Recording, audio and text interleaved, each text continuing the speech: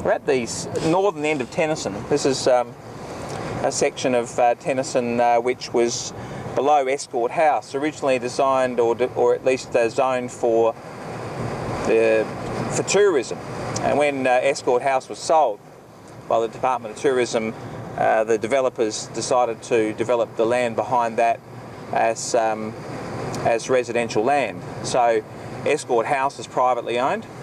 The land below it, or behind it, and between Tennyson Beach and the lake, is developed as a housing division. Some of that is up on the beachfront next to Escort House. They're small allotments, but with a high density allowed for them. So you've got tremendously huge buildings on not very wide allotments, but with multiple levels with views of the sea. And on the left-hand side, like so much of Tennyson, on the easterly side, you've got views back towards the lake, West Lakes, and the city. So this is the most northerly end of Tennyson. Just a few properties that are in front of us and to the north, which are also part of Tennyson, but then after that immediately West Lake Shore. And what you see examples of there are those dunes and the coastal reserve, which is so much a part of Tennyson and the enjoyment of it. There's walking trails through those, etc. There's certainly a lot of availability of nature walks, and you'll find whether it be wildlife in there, the coastal strip wildlife, or the flowers and the plants of these coastal strips. Just off to our left-hand side is the West Lakes rowing facility. That is also, of course, very well located for people in Tennyson and being able to access all of that, but people come from all over Adelaide to enjoy that as a facility. The cul-de-sacs on our left-hand side, which are just to the east of the lake, just to the west of the lake and east of the beach, those cul-de-sacs hold lakefront homes. Those lakefront homes are obviously very valuable, historically developed in the mid and late 70s. The land at least was divided, and most of the constructions have taken place around about that time. Those lakefront properties these days are a little bit subject to development because the land sizes were generous at the time, and these days the council's allowing greater density of development. So what you find is that in these cul-de-sacs you find that there's quite a number. This one's Sun Lake Place, and you'll see from the odd property or two properties that have been built where once one stood. And this is a theme that continues right throughout these areas along this coastal strip, because the land value has risen so substantially. Just off to our left-hand side, there's a little reserve, again a good example of people developing over the years. That's a larger home on a full-size allotment, so somebody's just put one home there, and that will still happen. Certainly there is the money about with the odd property that people will knock over one to build one because they want the width and they want the size of the land, etc. But more often you find that people are developing, particularly the lakefront properties, knocking them over and dividing them into two. But as we can see off to our left-hand side here as well, there's a development of a couple of homes where just backing up to Military Road, people have chosen to develop them that way as well. So that sort of theme is repeated right up and down the length of the main boating lake. That was one of the great prestige locations of Tennyson, or at least the West Lakes development in the early days, because when you're facing onto the lake from this side, from the beach side, you're facing east.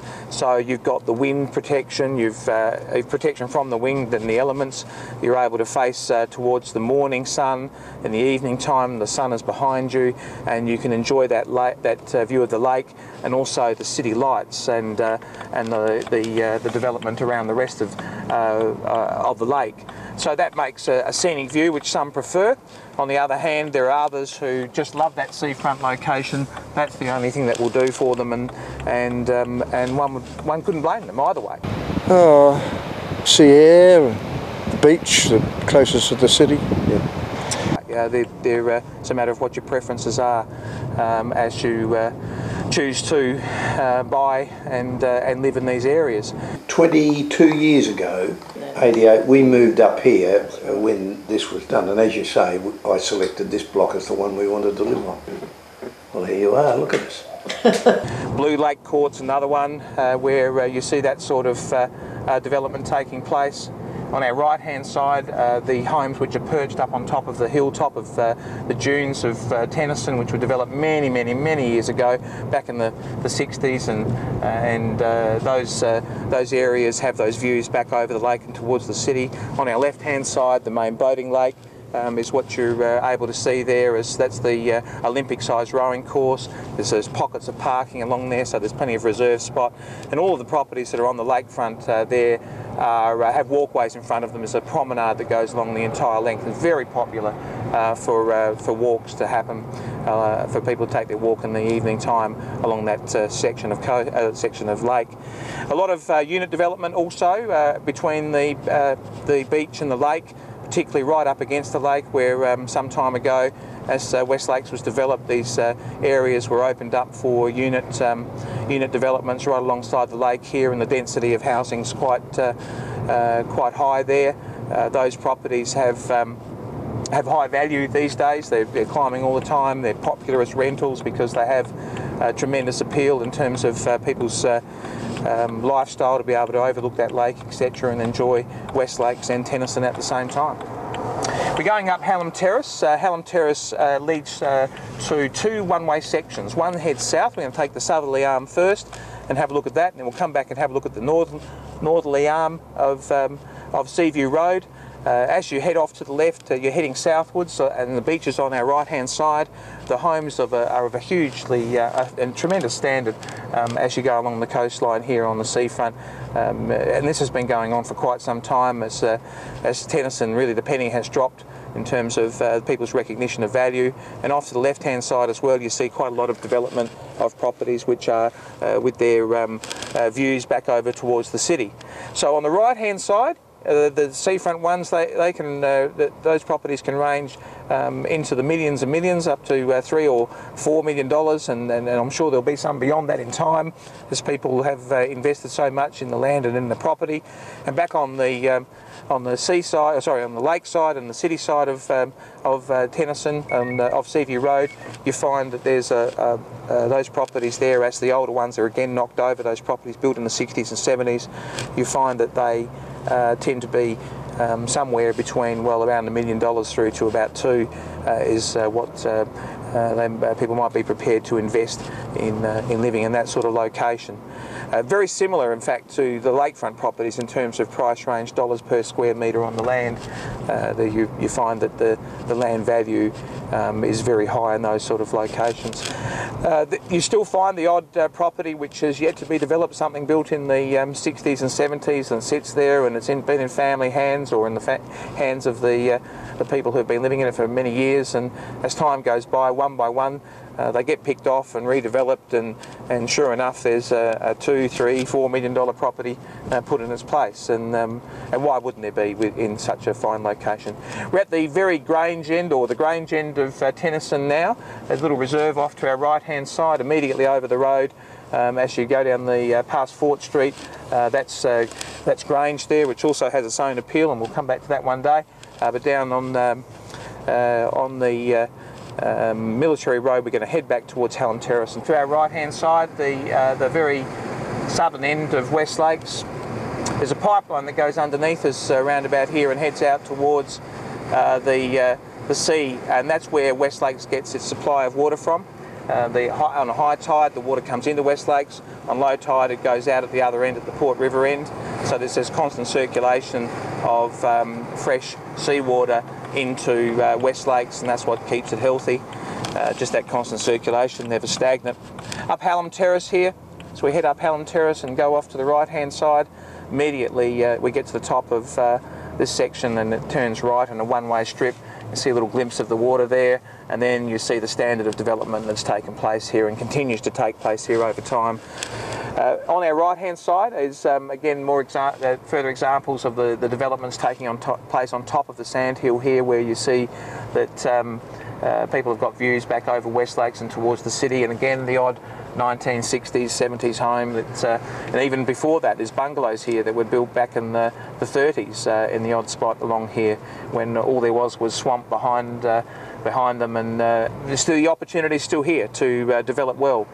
You find that in this part of Tennyson, in fact in any part of Tennyson, the beach is something that is not crowded, because although you get the locals going down there and enjoying it, the people from outside the area perhaps will head down to Henley or Grange. Take you down onto that little section of esplanade that I was referring to. You can see just only a few feet, a few metres off of Seaview Road, you come to the beach.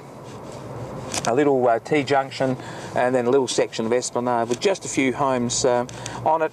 Really not greatly devalued by having a road in front, because it's so quiet here. Tennyson Heights Court was developed during the same sort of era that West Lakes was developed during. You'll see that the age of the home tends to be in the 80s and early 90s in terms of their age of construction, the era of construction. There was a fair bit of affluence around for this location. There had been by that time a recognition of the quality of lifestyle available here, and there'd been a bit of wealth generated around that time. And what you see and find is that there's a high quality of construction in Tennyson Heights Court. The homes of this era were built on larger allotments off of the waterfront, off of the seafront, and then just slightly narrower and longer allotments on the seafront to take advantage of those. This part of Tennyson is the homes are set back from the beach, so you've got a section of coastal reserve, which would be 70, 80, 100 metres wide between the houses and the beach. This creates a nice buffer. Just about finished our driving tour of Tennyson. You'll just find the odd car park along that coastal strip area now, and off to our left-hand side, the remnants, the last of those sandhills that were once right along Adelaide's suburban coastline, just between Tennyson Heights Court and Escort House. This is perhaps, along with a small section at West Beach, and a little bit further north from here, only small areas of the remnants of those tremendous sandhills. So it's nice to find them preserved. There's walking trails through there, and again, people in Tennyson tend to make great use of them. Lots of wildlife and flowers and the like in that area. So really quite a gem to still have preserved in this area.